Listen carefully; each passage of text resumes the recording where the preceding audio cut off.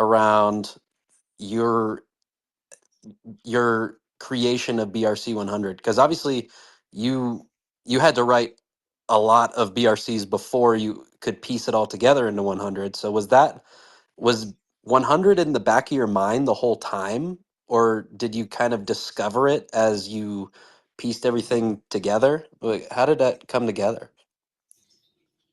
I was really glad that we were at 99 at that point because I will admit I actually wrote a few BRCs just about stuff that was important, right? But 93 and 94 could have been put together into one, and then it would have been BRC 99 instead of BRC 100. But I think that BRC 100 has a unique flavor to it in terms of marketing and easy to remember.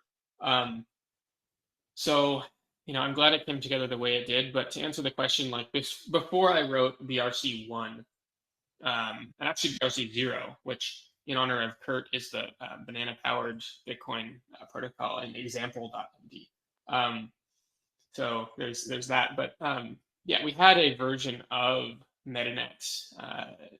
Well, at that time it was called Babbage Desktop. Before that, it was called Rubius, the keeper of keys. And it was the keeper of your keys. And anyways, like it goes way back to like 2021, 2022. So we had a complete system. In fact, BRC 56 was the direct predecessor to BRC 100, and it was the previous version of the spec for this stuff. But BRC 100 is a lot more robust, and it does more of this. We learned a lot over the years to make sure that BRC 100 would be the best it would be. And we had a number of iterations and everything like that. We figured out identity resolution and a few other issues that were, causing it to, making it harder than it needed to be for devs to build apps the best way. So, we started with trying to write one huge BRC as BRC 1. But I was like, no, we really have to break this up into small pieces. And so the first like 40 or 50 BRCs were just listed out originally. I opened a text file and I was like, okay, so we need a BRC for this, this, and this. And I wrote like 40 of them, maybe 50.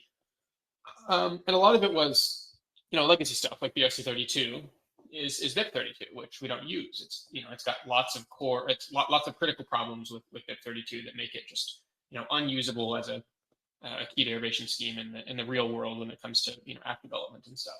But yeah, the BRCs came together over time, and I didn't know that, when like we only had like the first 50, and then a lot of people started contributing, BRC 59, BRC 74, there were, there's still like a bunch of them that were written by different people. I think Dagan wrote the rules of SPV as BRC, 67, which was a revised version of my rules of SPV, which was BRC 9.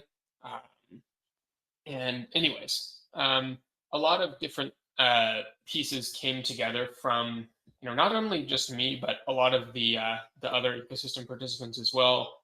And that's what ultimately culminated in BRC 100 as this unified kind of structure that pulls together a lot of the prerequisites.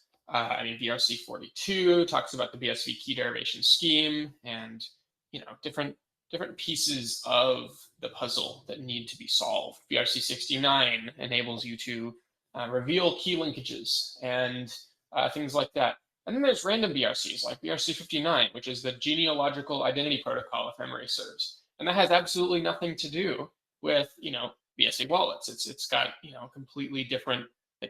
People just wrote a bunch of BRCs, and then we got close to 100, and I was like, well, maybe we need to tie all the pieces together again and create something, formal, something cohesive, something complete and unified that everybody can build on top of, no matter whether you are a wallet vendor wanting to, implement a way for people to use apps and process transactions on the network and, protect keys and manage permissions and all of that. Or I would say more importantly, if you're an application developer, having a unified target for, the way that your app works so that it only has to plug into one wallet and not like 5 or something. and that way, whatever wallet the user uses, everything is plugged in, to one place.